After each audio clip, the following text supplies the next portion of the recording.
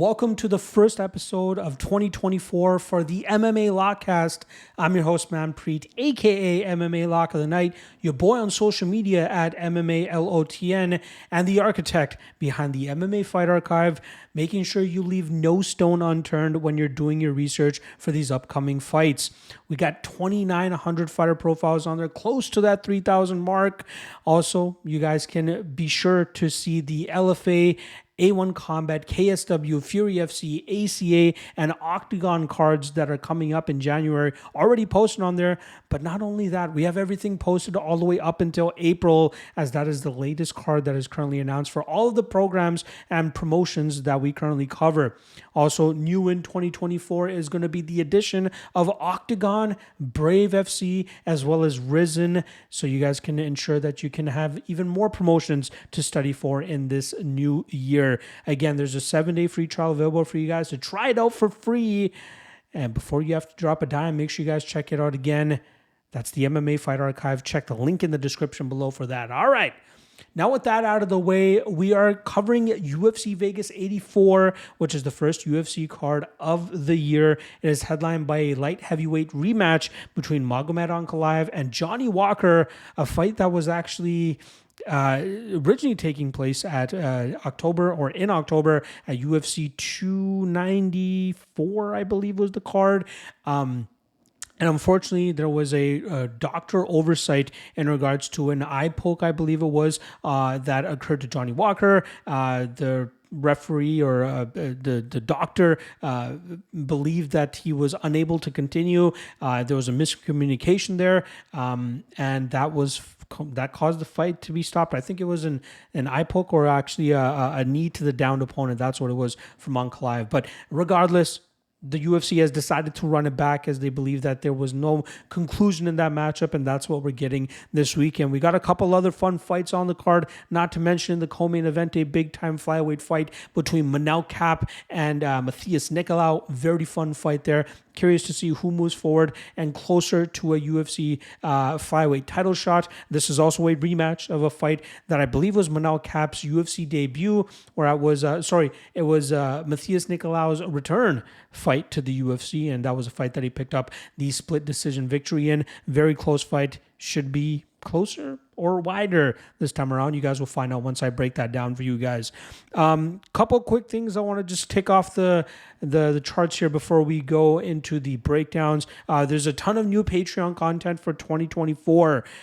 Two things that you guys can expect is going to be the parlay party, which is I'm going to be giving you guys parlays for plus 100, plus 200, plus 300, plus 400, and plus 500. One parlay for each of those categories for every UFC card. It will drop on Fridays on the Patreon page. So if you guys are degenerates and love your parlays, make sure you guys check that out. Also, I'm going to be diving into the suggested same game parlays as well. So for every matchup, I will drop a suggested same game parlay. I'll give you guys my confidence rating with it as well to see which ones I'm really feeling, as I've very much neglected the DraftKings options to go out there and get same game parlays in MMA fights. It seems like it should be an easy spot to take advantage of. So I might as well make it easier for my Patreon folks by doing it on there. Two more things, quick picks. I'm going to be adding 3 new regional promotions to the MMA or the regional MMA tier on the Patreon page. KSW, ACA, and Octagon MMA will now be under my coverage. Very much looking forward to those 3 promotions, which are huge over there in the European and Asian scene. So I really want to take advantage of that. So if you guys are already Patreon members or looking for more coverage on other promotions, make sure you guys check out the Patreon to get access to those breakdowns. And then lastly, I have a new post called the Fight Forecast, or the UFC Fight Forecast, which is available on the Patreon page, where I give early predictions for all of the announced matchups for the UFC. So everything all the way up until the end of March, I have a prediction down for early prediction. Again, they could possibly change once I get my official and final breakdowns out there, but at least this gives you guys an idea of which way I'm leaning on for a lot of these fights. Every single fight that's announced or going to be announced will be updated on the Fight Forecast, and I'll give my early lean and prediction on that. So make sure you guys check that out. Locky Two-Step and Locky Trinity, obviously that segment drops on Thursdays of fight weeks. Don't forget that on the Patreon page you get access to those parlays nice and early on Mondays. Sometimes the parlay price is better than it is on Thursday when the public gets it. Sometimes it's worse. Regardless, if you want to get it first, you can find it on the Patreon page. Link for that, once again, is in the description below. And then lastly, shout out to the guys over there at Godzilla Wins for providing your boy a platform to drop written content on a weekly basis. Wednesdays, the main event breakdown comes out. Thursdays, the 3 best money line spots comes out. So make sure you guys check out the Godzilla Wins, folks. Not just for MMA, but also basketball, hockey. They got it all. NFL, they got it all over there. A ton of great writers, a ton of great insight. But if you want to follow your boy, check it out. Link for those will be in the description below as well. Now, lastly, before I get into the breakdowns, I do want to quickly insert this little bit of I guess a cry for help in regards to audio engineers that are out there. I'll cover that once I insert the clip here. So I recently purchased a new laptop, the Alienware M16, and I'm still trying to use my Shure MV7 mic. However, as you guys can hear, it is a little tinny, as I've discovered through researching and trying to troubleshoot why this issue is persisting, and I can't figure out what is happening. So if you are some sort of audio engineer, tech savvy dude listening to the podcast and have any ideas of what I could do to potentially rectify this and fix it so it's a lot easier for me to record using this mic and utilizing its complete capabilities, please drop a comment in the comment section below or try to reach out to me on Instagram or Twitter at MMALOTN. It would make things a whole lot easier. Again, I'm using an Alienware M16 laptop with a Shure MV7 mic with the USB-C attachment. I've used it perfectly fine with my previous laptop. As you guys can hear in the rest of the podcast, I'm using the audio recording by connecting it to my phone and then transferring my phone's file to my laptop and then just connecting it that way. But I would rather just have everything in one spot if possible. So again, if you know or have any ideas of ways to troubleshoot this issue, please hit me up so we can get this fixed. Thank you. All right. Now with all of that stuff out of the way, let's get into the first breakdown for 2024. We're going to kick things off in the flyweight division with Joshua Van stepping in on short notice as he takes on UFC debutant Philippe Bunes. Now, Joshua Van, coming from the Fury FC scene, is already 2-0 in the UFC with solid performances against Zhalgas Zhumagulov and most recently against Kevin Borjas back in November. That was a fight where he started off slow, got hurt pretty early as Borjas was able to drop him, but Van managed to battle back into that matchup and really using his consistent style of striking with his footwork, with his movement, and with his speed to really touch up Borjas in rounds 2 and 3 and winning that fight on the scorecards. This kid is very talented. At 22 years old, he's 9-1. His prowess or best strength, I should say, is his striking with how fluid and smooth he is with his striking. But the most impressive part is the fact that he's improving his takedown defense and his get-ups. He is not accepting bottom position, which was the only reason for his lone defeat in professional MMA. And I think that's going to continue to improve. And I think that we're going to continue to see him grow at an exponential rate. His opponent this weekend, Philippe Bunes, was the former LFA flyweight champion, a title in which he won in, last year. January 2023, the first event of the LFA schedule, he defeated Yuma Horyuchi. Great performance from him there where he got the knockout and was able to wrap that strap around his waist. He was originally scheduled to come into the UFC, I believe, in middle of the year, but unfortunately a medical issue forced him out of his matchup, but the UFC decided to keep him around, and now they're making him have his debut this weekend. Kid is a solid striker. He used to mainly go for grappling and look to utilize his jiu-jitsu to nullify his opponents, but he's done a great job in terms of improving his striking and laying big damage on his opponents. His last loss was to Jussier Formiga, which is a understandable loss considering that Formiga is a veteran of the game. But even before that, during Bunes' stint with ACA, he was going up against very tough competition. I believe the combined record of his opponents that he had lost to was 25-1, so he can cut him some slack there. At 34 years old, he's getting up there in age, obviously, but this still seems like a spot that he should be able to go out there and showcase some decent work through his first couple of UFC fights. Unfortunately for him, he's running into a guy in Joshua Van who's just a little bit slicker on the feet, a little bit slicker with the technical defensive style of the grappling game, and that should allow him to really touch up Bunes on the feet. And as long as Bunes doesn't land anything crazy like Borjas did in the first round of the Van fight, Van should be able to thwart most of Bunes' offense, and he should be able to land the bigger, better strikes, putting together a better repertoire, and I expect him to win this fight by decision. Next up in the lightweight division, we got Nicolas Motta going up against Tom Nolan. You got plus 270 on Motta and minus 330 on the debuting Tom Nolan. We'll start off on the Nicolas Motta side, who's coming off a very weird circumstance in his last fight against Trey Ogden. That was a fight where it clearly seemed like he was minutes away from losing that fight by decision, but Ogden wrapped in a very tight choke, and it seemed like the referee had prematurely stopped that matchup, ultimately ruling it a no contest. I think Trey Ogden got absolutely hosed that night, as he was just minutes away from collecting both of his paychecks, but unfortunately a referee error caused that fight to be stopped. Now, Nicolas Motta is on a bit of a weird run right now. He's 1-3 and has that 1-0 contest. 1-2 and has that 1-0 contest in his last matchup. It probably would have been 1-3 by now should that fight played out the way that it should have. Motta is a guy with a solid striking game, throwing in combinations, and has solid power in his striking.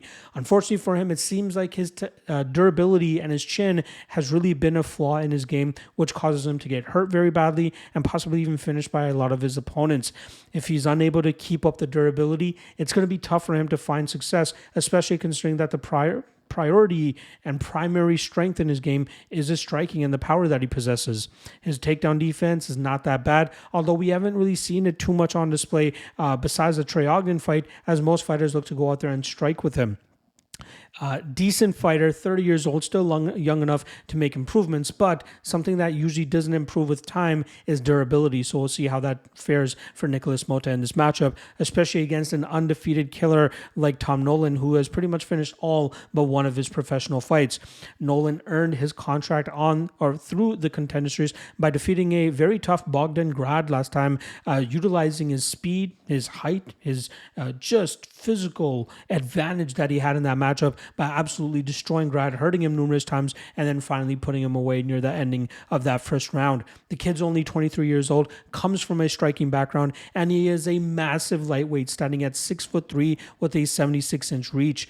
And I think that's going to make it very difficult for a lot of his opponents to close that distance and get in on the hips to try to go for takedowns, or to even try to get off on their own offense, which is where he should be able to get the better of his opponents. Again, still very young, lacks competition against legitimate opposition, and that could end up biting him in the ass in his first couple UFC fights. But I think he's matched up pretty fairly here against Nicolas Motta in a fight where he should be able to utilize his 4-inch height advantage, I believe it is. It's a 5-inch height advantage, as well as a 6-inch reach advantage. I think he can employ that pretty well, utilize that big speed, utilize his elbows, and I think he can brutalize Nicolas Motta within the first round and get him out of there. Minus 330 is a little bit too heavy for a fighter making his UFC debut, especially with the lack of experience that he has, especially against the guy who has 18 fights like Nicolas Motta, has been fighting some of the best competition on the regional scene. But still, I think Nolan has the power, the youth, the durability, and the explosivity to land on Motta and get him out of there. So give me Nolan inside the distance. I'm going to say by KO, but I think he gets it done relatively easily. Next up in the featherweight division, we got Weston Wilson coming in at plus 550, going up against UFC debutant Gene Silva coming in at minus 800. We'll start off on the Weston Wilson side, who I'm still scratching my head as to why the UFC decided to sign this guy. He's 34 years old. He was only on a 3-fight winning streak, with his last loss coming to a former UFC fighter in Teruto Ishihara, who was able to knock him out. And Joe Anderson Brito was able to make quick work of him as well in Wilson's short notice UFC debut. I get it. He was brought in on short notice, but there are so many other better fighters who could have a far better UFC career than Wilson, and the UFC should have called upon somebody else. But Wilson's here to go 0-2 or 0-3 in the UFC and collect a couple paychecks, I guess. He is a Walmart version of Wonderboy, as he comes from the same training camp, has that karate style, likes to use kicks, likes to use his blitz attacks to hurt his opponents. He has some sneaky submissions up his sleeve as well. but the guys that he's beating compared to the guys that he's losing, there's a clear divide there. And this guy is not UFC level whatsoever. Again, this might be his last fight. The UFC might just be like, all right, you got your 2 fights in, peace out. But they're not giving him any favors here. It's going up against a guy like Gene Silva, who's 11-2 right now on a tremendous winning streak, earned his contract with a hard-fought victory over Kevin Vallejos on the Contender Series. Like I said, Silva still only 27 years old, utilizes a solid striking game, has some decent jiu-jitsu as well, but likes to utilize unorthodox and flashy strikes to hurt his opponents and most likely try to put them away with those. This guy is improving. He trains with the MMA Fight Nerds, which is a team that is very much on the rise, helmed by Kyle Bahayo. I believe that Silva has a lot of potential, and this is going to be a layup of a fight for him to go out there and get his first UFC victory. Give me Silva inside the distance. The under 1.5 is chalky as hell at -350. A lot of Wilson's fights don't really go that long, so I could see that cashing, but that's a very chalky spot to try to play for a featherweight matchup, but I do think that Silva gets this done. I think he gets it done early. So, yeah, take what you want from that. Give me Silva inside the distance. All right, moving over to the bantamweights now. We got Farid Basharat coming in at -245. He's going up against Taylor Lapilus, who comes in at +210. Starting off on the Basharat side of things, he's coming off a dominant performance over Clayton Rodriguez back in September in a fight that he was able to take him down relatively easily and then sink in his arm triangle choke to get the tap and the victory. This kid is very talented, just like his brother Javid. Both guys come from a striking background, and they're very clean and crisp from distance, utilizing their jab and combinations, but most importantly, that pull counter that they are so effective with. But Farid, more than Javid, looks to take his opponents to the ground and utilize an efficient smothering game to eventually work to a dominant position to either control, damage, or find a submission over his opponents. This kid is very good, and I think at 26 years old, making that move over to Extreme Couture the way that he did, training under a guy like Jake Shields to continue to improve his grappling game, the sky is the limit for Farid Basharat, and I believe he continues to get better on a fight-to-fight basis. His opponent this weekend is the extremely experienced 31-year-old, 19-3 Taylor Lapilus. Now, Lapilus made his triumphant return to the octagon back in September, actually on the same card that Basharat defeated Rodriguez, where he was able to go out there and defeat Colin Lorraine on the scorecards 2-1. I believe he lost the second round, but the third round he was able to bounce back and get that decision victory. Lapilus was originally 3-1 during his initial stint with the UFC between 2015 and 2016. He got released for some reason, but he made the most of it as he went 7-1 on the regional scene, capturing 2 regional titles as well, which have eventually allowed him to come back to the highest level of the sport in the UFC. And I'm glad the UFC decided to, because he's very talented at 19-3. That's a great record, especially considering the level of opponent that he'd been facing on the regional scene. Heck, he even has a win over Nate Maness, who's currently on the UFC roster from back in their regional days. But Lapilus likes to utilize his range, his speed, and his striking to keep his opponents at bay. He has some decent power in his shots, but he's more than happy to go to a decision if that's what's required of him. The flaw in his game seems to be the grappling, which he is improving, don't get me wrong, but as you saw in the Colin Lorraine fight, if you are able to get him to the ground, you could have some success from getting that control and raining down some shots from that top position and getting some success that way. And I believe that's ultimately going to be the difference maker in this fight. I think Basharat has a good enough striking game to contend with Lapilus on the feet, but I think that we'll see Basharat do a great job in terms of mixing in takedowns or at least engaging in the clinch at opportune moments for him to get the better of Lapilus. The line here at -245, a little wide. Again, Lapilus is no pushover. This guy only has 3 losses in 22 professional fights. It's not going to be that easy to defeat him, but even in a closely hard-fought battle, I expect Basharat to get the better of the grappling in spots and scenarios, which is what I think is going to be the ultimate deciding factor in this matchup. What I'd be looking to target is possibly Farid by decision, as I think that we'll get at least a decent plus money spot there. I'm hoping for at least plus 150. Props have yet to drop, at least at the time of this recording, but I do think that Basharat grinds this fight out, stays competitive in the striking realm, but keeps Lapilus in a defensive position for the majority of this matchup, allowing Farid to pick up this win by decision. All right, sticking with the bantamweights, we're going to move over to a matchup here between Marcus McGhee and Gaston Bolanos. We'll start off on the McGhee side, who comes in at minus 265, and he has made good on his first two UFC matchups. He came in originally on short notice against Jerry Newson and was able to find the submission to get him out of there. Last time around, he used his big punching power, which is what he was known for on the regional scene, to destroy JP Buys in the first round of their matchup. McGhee is very explosive and tough to deal with, especially when he's successful in closing the pocket with that power and his blitz attacks to hurt his opponents and get them out of there. His lone defeat comes to Rafael do Nascimento in an LFA matchup where do Nascimento was able to utilize his grappling advantage, get McGhee to the ground, and eventually sink in that rear naked choke to get the submission victory.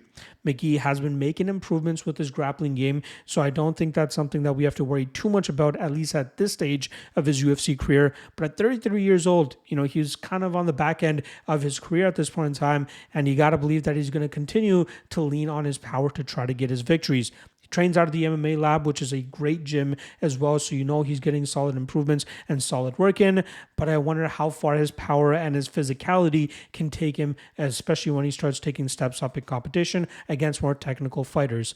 And he's taking a step up in competition in terms of a more technical striker here in Gaston Bolanos, who comes in with a 7-3 record at plus 225.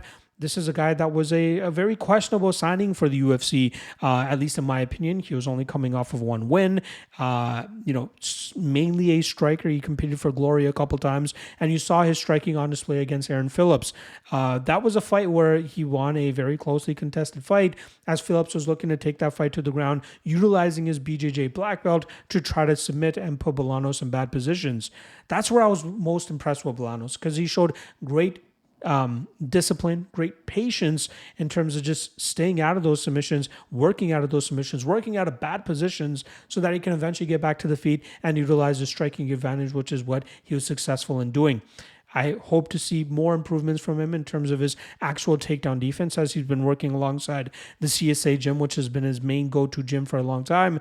But he's been changing things up for this training camp, training at American Kickboxing Academy, as well as training at Team Alpha Male, both teams which are known for the grapple-heavy approaches. So if Bolanos has picked up anything over there in terms of offensively, great, but defensively is most important. If he can keep this fight with McGhee on the feet, this is a much closer fight than the minus 225 indicates, which is why I'm kind of scratching my head as to why we shouldn't be taking a shot on Bolanos. I get it. His last five does not look as good as McGhee's last five, and McGhee has been absolutely running through his competition, whereas Bolanos is having close fights against guys like Aaron Phillips. But every MMA fight is a different equation. It's a different puzzle that needs to be solved. And I feel in this puzzle, you're getting two strikers going at it, but you got the more technical striker or the guy with a better technical striking background, and Bolanos as a plus 225 dog. Doesn't make sense to me. So I got to take a shot on Bolanos here, as I think he can halt the freight train that is Marcus McGhee here. And I think Bolanos has showcased that he has decent enough durability. Again, technically, he is the better fighter as well. And I think that he can make McGhee pay for any of those shots that he overextends on. And as McGhee continues to whiff at air and get countered, he's probably going to start to lose confidence. And that will allow Bolanos to continue to pick up steam as this fight goes into deeper waters. So I got to go with Bolanos as the dog here. Plus 225 is a no-brainer spot. Give me Bolanos, and Bolanos by decision. Technical striking to get him the win. All right, moving on to the welterweight division. We got one of the most active fighters in this COVID era of the UFC, Matthew Semelsberger, stepping into the cage for the 10th time since August of 2020. He takes on Preston Parsons, who's looking to rebound from a loss to Trevin Giles. We'll start off on the Semelsberger side, who's on a 2-fight losing streak right now after he had a very successful fight against Jake Matthews at the ending of 2022, I believe it was. That was a fight where Semelsberger hurt him numerous times and picked up a decision victory, and that really made a lot of people believe that he turned the corner and he could be a fighter that we really need to keep our eye on. Unfortunately for him, he got out-grappled by Jeremiah Wells. No matter how many times we saw Semelsberger hurt Wells, Wells was still able to get on the takedowns and control Semelsberger on the mat. And then last time around, it was a close fight against Uros Medic until Medic was able to hurt him in that final round and put him away just over that 2.5 round mark. Semelsberger is a guy that mainly used to rely on his physicality, his power, and his explosivity to hurt his opponents or put them in bad positions and get them out of there. I believe he had a football background from prior, before he started his MMA journey. But he's still a solid fighter. We have to respect his power. He has 10 knockdowns in 10 UFC fights. He's only produced one actual knockout in the UFC, which is very puzzling considering that statistic that I just dropped on you guys. But it kind of leads you to believe like, okay, this guy has good power in his hands, but I wonder if he has the fight IQ to find a way to get these guys out of there even after hurting them. So that's a big question mark there. His opponent, Preston Parsons, very solid fighter, had a very close fight against Trevin Giles, a fight that was 1-1 going into that final round, but a lot of people believe that Giles was more effective and deserved that split decision victory that night. Parsons is his nickname is pressure. And that's perfect for a guy like this who likes to just stay forward, stay moving forward, keep that front foot going so that he can stay in his opponent's face. But most often than not, it's utilizing that pressure with his grappling, taking his opponents to the ground, smashing them from that top position. The majority of his wins on the regional scene coming by finish. I believe he only has one decision victory on the regional scene. He obviously has that decision victory over Evan Elder in his lone UFC win thus far. But if he can continue to work on his striking defense, where he can just stay safe enough until he eventually dives in on the legs of his opponents, pushes them up against the cage, drags them to the mat, and do what he does best, he can be quite successful. He's still only 28 years old. So I think that this is a guy with a little bit more grooming, a little bit more maturing, and a little bit more experience against more experience in legitimate competition. This guy could be pretty good. Plus 110. Give me the grappler in this spot. Semelsberger is obviously very dangerous. Maybe if you hone in on Semelsberger by knockout, that might be the way to go about it. But we saw what happened in the Jeremiah Wells fight, and Parsons can push just as good, if not better, of a pace than Jeremiah Wells. Wells might have better control just off of his pure jiu-jitsu, but I think that Parsons' pace and relentlessness could match what Wells was able to be successful with against Semelsberger. So at plus 110, I got to go with the dog here. I think we're going to see Parsons go out there, pick this fight up, win this fight by decision, just strictly off of pace, pressure, and forward control. All right, let's move over to the heavyweights here, where we got Andrei Arlovski, the ageless Andrei Arlovski, coming in as a plus 425 underdog. He goes up against the minus 600 Waldo Cortes-Acosta. Start off on the Andrei Arlovski side, who's currently riding a 2-fight losing streak. He's been finished in both of those fights and showcasing that if he is facing any adversity, he's fine with just looking for the door and getting out of there. Normally, we see him utilizing a volume-based striking approach, using his footwork well, finding the time to crash the pocket and let off a couple of strikes and then get back out into distance, continuing to pivot away from his opponents and just utilizing his veteran skill and experience to try to get his hand raised. I'm surprised at how successful he's actually been in his 40s since still being in the UFC, as we were writing him off 10 years ago when he continuously got knocked out, but his chin held up against a lot of the opponents that he's been able to get his hand raised over during this COVID era. But we're seeing when he faces stiff competition, stiff resistance, he doesn't mind looking for the door. His opponent this weekend, Waldo Cortes-Acosta, suffered his first professional loss against Marcos Rogerio de Lima via decision. De Lima utilized takedowns and leg kicks to try to slow Cortes-Acosta down, and that was enough for Lima to get his hand raised. Cortes-Acosta picked up a big win last time around against Lucas Brzeski to get back on the winning track, where he showcased a little bit more of an aggressive approach. What we normally see from Cortes-Acosta is him working behind his jab, utilizing his footwork, and utilizing just heavy output, consistent output, constant output to try to outpoint his opponents and get his hand raised by decision. What earned him, I believe he won the LFA title against Thomas Peterson, was, just staying in the fight. He was getting out grappled by Peterson, but Peterson seemed to slow down. That allowed Cortes-Acosta to just try getting ahead and eventually get him out of there late. He's a solid striker, very impressive for a guy that came from a baseball background, but he's really picked up the MMA game well, the striking game well, and it's showing off in a lot of his performances. He got shit on a lot from a lot of people in 2023 for some reason. I don't really understand it. I think he's better than a lot of people lead him on to be, but even minus 600 in this matchup, which I believe will be a lot closer than the odds suggest, I'm not willing to go minus 600 on Cortes-Acosta here, but I'm not willing to go plus 425 on Arlovski. This will be a striking battle, but I think that the output of Waldo, and as long as he stays consistent with his jab, should allow him to get the win here. The spot that I'm most intrigued by, though, is going to be the over 1.5, which is currently around -130, -140, depending on your bookie. I expect this fight to be a striking battle, and I think that number largely has to do with the fact that we saw Cortes-Acosta, start to rescue the way that he did last time. So let's try to take advantage of maybe some of the recency bias here on the total and go for the over, which is what normally happens in Arlovski fights and what normally happens in Cortes-Acosta fights. Look for this to be a back and forth striking battle with Cortes-Acosta getting the upper hand in most of these exchanges and for him to win this fight by decision. So maybe even sprinkling his decision prop, not a bad idea if you can get plus 200 or plus 300 or better. But over 1.5, anything better than -150, I think is worth a shot here. Give me Waldo Cortes-Acosta by decision, but I'm going to stay away from that money line. All right, next up, we got a banger of a middleweight fight here between Phil Hawes and Bruno Ferreira. Both these guys coming in at a pick'em at the time of this recording, but we know what to expect from this matchup. We'll start off on the Phil Hawes side. Who's 1-3 over his last 4 fights. He's gotten finished in his last 2 fights, showcasing that this guy still has a durability issue. He looks very good for the first 2 minutes of his fights. He throws with so much power, so much heat, and so much confidence. But once he gets dinged right on the button, it's not that often that you see him survive that type of shot and try to keep coming forward. It's so weird, man. The guy used to be a strong wrestler that would have very boring fights, taking opponents to the ground and just smothering them.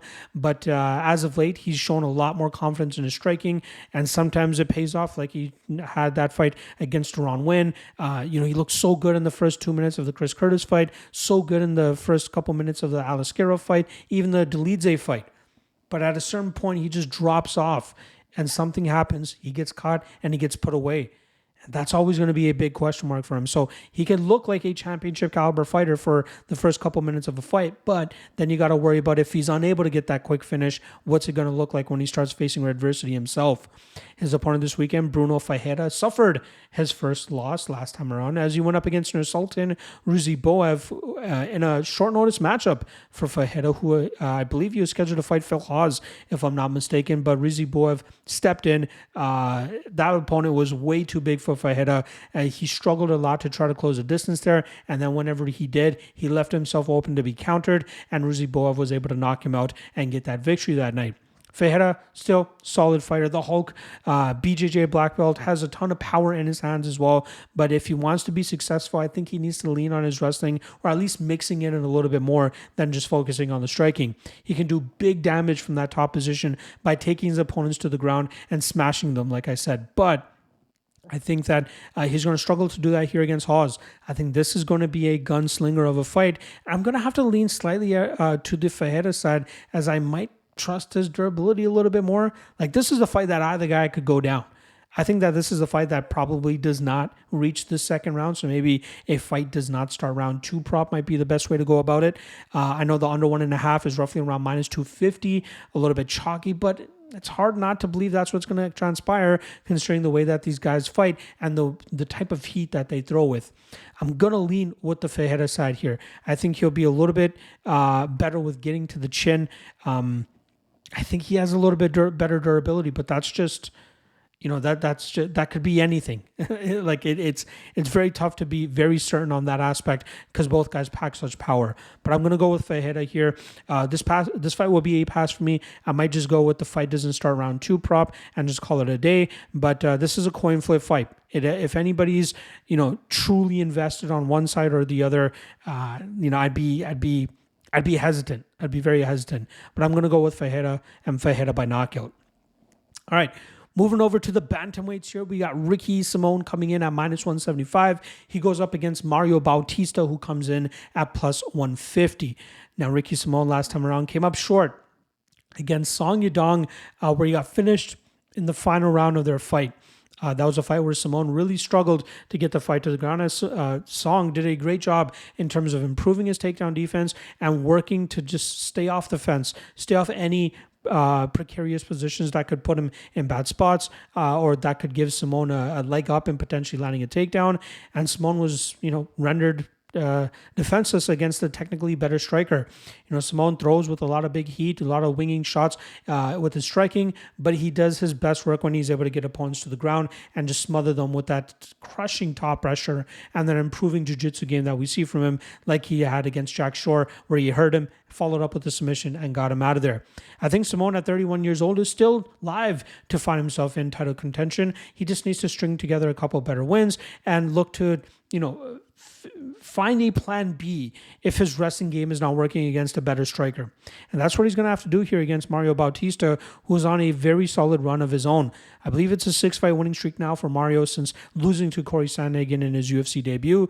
This is a guy that continues to get better every single time as well. He's very lethal in the striking game, the way he puts combinations together and utilizes his nasty elbows to cut his opponents up. And he has a decently aggressive BJJ game, unless his opponents are successful in establishing a dominant top position where he's kind of struggled in the past from getting out. His last fight against Simon Blackshear was a short notice spot for Blackshear, but Blackshear had a very good account of himself that night. He landed some takedowns, had some good damage, and put Bautista into some uncomfortable positions, but ultimately it seemed like it was the damage-based approach to Bautista that a lot of people favored to get him that decision victory. But look at the level of guys that he's defeating. Jay Perron, Brian Kelleher, Benito Lopez, who was coming off the couch after 5 years or something, and then Guido Canetti. All praise, all credit to Bautista going out there and doing what he should have done, finishing pretty much every single one of those guys, but that's what he should have done. Now he's fighting the top of the division. He's fighting top 10 guys. He's going to have to showcase that his level of improvement and skills is starting to catch up with how high and meteorically he's rising through the bantamweight division. But I think he's running into a tough test here in Ricky Simón, as I don't think that Bautista has a good enough defensive grappling game and takedown defense to deal with what Simón is looking to implement in this matchup. Simón has far better experience against legitimate competition. His wrestling is one of the best in the bantamweight division, and I'm not expecting Bautista to showcase the type of takedown defense that Song Yadong showcased. So give me Ricky Simón here. I think he grinds this fight out. I think we see a classic Ricky Simón type of performance, and I think he wins this fight on the scorecards and halts the 6-fight winning streak of Mario Bautista. All right, moving on to the next fight here. We got veterans going at it as we have a lightweight fight between Jim Miller. He takes on Gabriel Mowgli Benitez, minus 115 on Miller, minus 105 on Benitez. Although I am seeing some love come in on Miller as fight week has started to approach. Now, Miller's coming off of a quick knockout victory over short notice replacement Jesse Butler last time around. But the intriguing thing about this matchup is the fact that I believe the UFC wants to get Jim Miller onto the UFC 300 card, considering he fought on UFC 100. He fought on UFC 200, and why not complete the trifecta by getting him in that April card? So this will be a relatively quick turnaround for him if he hopes to fight on that April card. Miller is a guy that has largely succeeded off of getting his win early in matchups.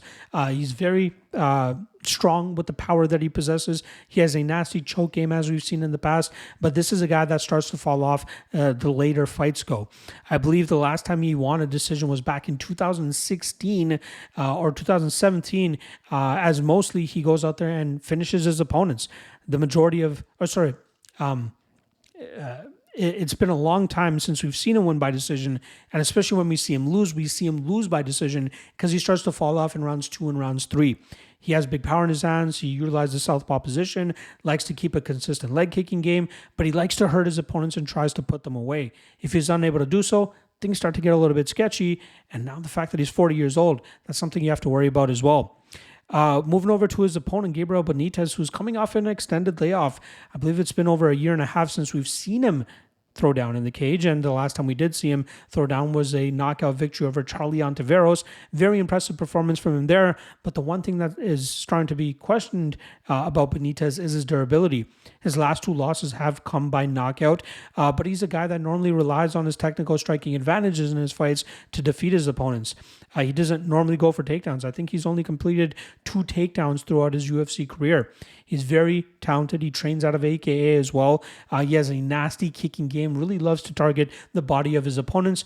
And if he has a good enough technical advantage over his opponents, that's where he's able to come out on top. And that's where I think he has the advantage here over Miller. I just have hesitations One, regarding the layoff that he's coming off of, and two, his possible diminishing durability. We know if Miller cracks him and lands in that first round, things could go wayward for Benitez pretty quickly. But if Benitez is able to keep within himself, stick to the game plan, stick to his technical striking advantage, he could really chew up Jim Miller from distance, really hurt him to the body, and possibly pull away late in this matchup. So I'm going to lean Benitez ever so slightly by decision. Again, the majority of Jim Miller's losses coming by decision. So if Benitez wins this fight, I don't know if he puts him away. I think he more so just outworks him, lands the better strikes, lands better damage, maybe cuts up Jim Miller, and then wins this fight on the scorecards. But I'd stay cautious about this fight. I could see more money coming in on Jim Miller this week. So if we could get Benitez closer to plus 140, plus 150, I would stand pat, wait to potentially get that line. If we don't get that line, I'm happy to just pass on this fight as a whole. But I'm going to go with Benitez here, putting together a better striking performance and getting his hand raised by decision. All right.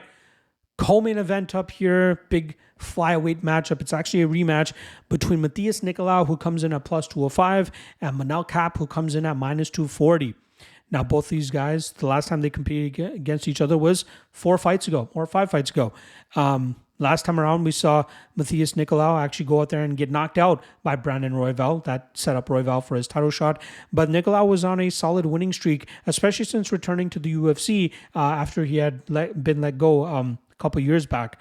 But he showcased solid combination of striking and takedowns to control his opponents and get that knockout victory like he did over Matt Schnell. But Nicolau is a very complete fighter all around. I just have his question marks about his striking against better technical strikers. His opponent this weekend, Manel Kape, is on a 4-fight winning streak of his own. Last time around, he took on short notice Felipe Dos Santos after Kai Kara-France was forced to pull out of that matchup. Manel Kape utilized his striking advantage as he always did. Dos Santos had some decent moments of his own, but Kape was able to get the better of that fight over 15 minutes and get his hand raised by decision. But we've been seeing a lot of improvements from Kape ever since his 2-fight losing streak that got him into the UFC. He's trusting his power more, and that's translated for 2 knockout losses in his last 4 wins. 2 knockout wins in his last 4 wins, but also the confidence in knowing that he can work back up to his feet if he is taken down. He has tremendously improved his takedown defense, which allows him to keep fights in the striking realm where he normally has a speed advantage as well as a power advantage over his opponents. At 30 years old, fully immersed in the extreme couture fighting system, I believe that we're going to see the best version of Manel Kape this weekend. Now, quickly talking about their first meeting back in 2020, I believe it was, or 2021. Close fight, but it was a fight where Nicolau ever so slightly won that just off of a 3rd-round performance where it seemed to most people that he landed the more significant shots. Kape was landing more, like volume for sure, but it seemed the people that scored it for Nicolau scored it for him due to landing better technical strikes. But I think a lot of the main thing to focus on here is Kape's improvements in his takedown defense.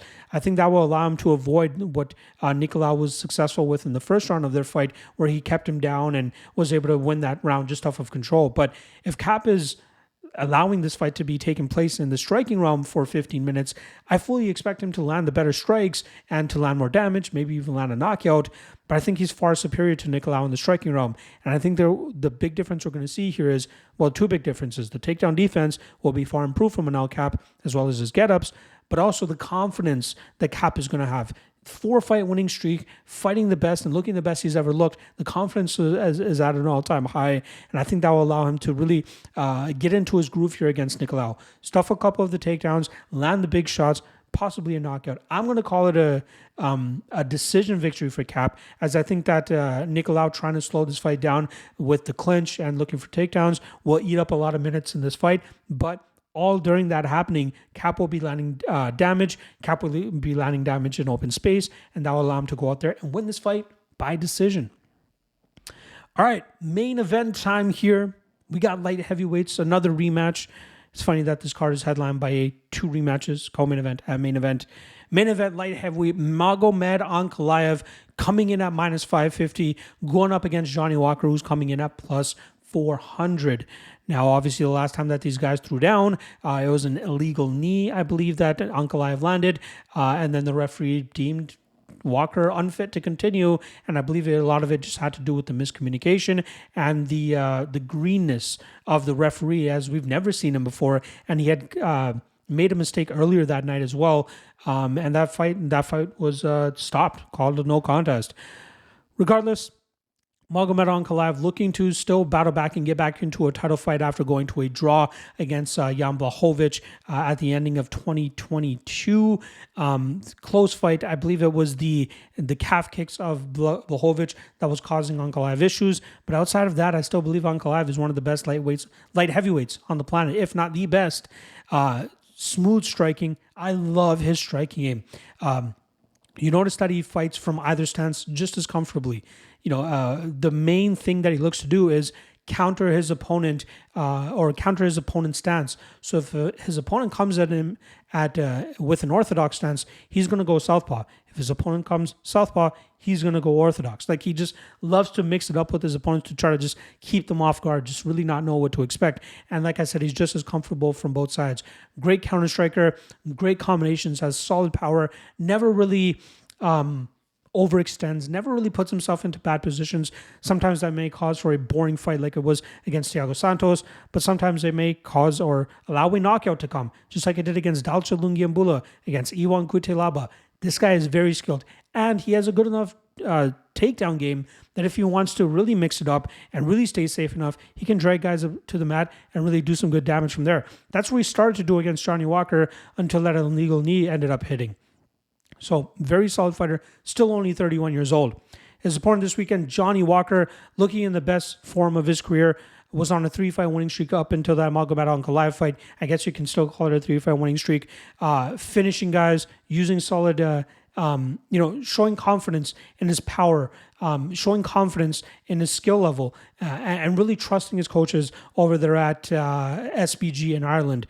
He's a solid fighter, like I said, but I just don't know if he has what it takes to compete with the best of the division. And I think that's what we saw against Magomed Ankalaev. It was a relatively pedestrian start to the fight, but I think that once Ankalaev started to decide that, okay, I'm going to wrestle here, that's where we saw Walker really start to okay, this is where I might find myself into some trouble. And I think it was just a matter of time before Ankalaev really started to put it together, especially with his wrestling, and really wear on Johnny Walker. Now, minus 550 is a tough spot to really be confident in, considering the type of knockout power and explosivity that Johnny Walker brings to the table, especially with the type of confidence that he has now as well. But I think that Ankalaev is smooth enough, disciplined enough, and technical enough to stay away from the big power of from Walker, and he can really lean on that clinch game, that wrestling game, to wear on Walker, to drain Walker of his gas tank. He could potentially finish him late in this fight, but I think for the most part, we're going to see Ankalaev go out there, drag this fight out. It might be a boring one, but I think that we're going to see this go over 1.5. So if you can get that over 1.5 at a decent enough number, I think it's worth a shot here, especially knowing that we're going to see Ankalaev go to his grappling just as he did in their first fight. That's going to cause us to go into the second round, the third round, possibly even the fourth round. The official prediction is going to be Ankalaev by decision. Low confidence on the decision prop, but I do think that Ankalaev gets his hand raised relatively easily here. Walker, like I said, looks in his career best shape, but I think he's going to fumble under the technicality and discipline of Ankalaev. Ankalaev by decision, and hopefully he finds himself in a title fight, which is something that he deserves considering the outcome of that Blachowicz fight. There you guys go. Breakdowns on all fights for UFC Vegas 84. This week we also have LFA 175 or 174 going down. So if you want breakdowns for that, check out the Patreon page. I'm already dropping breakdowns for that as early as Monday, as odds just dropped for us. A ton of great content coming throughout the week. Like I said, stay tuned for all of that good stuff. Appreciate you guys. Love you guys. Drop that like and subscribe if you haven't already. And I will see you guys again tomorrow for the top 3 lock of the night candidates. Peace.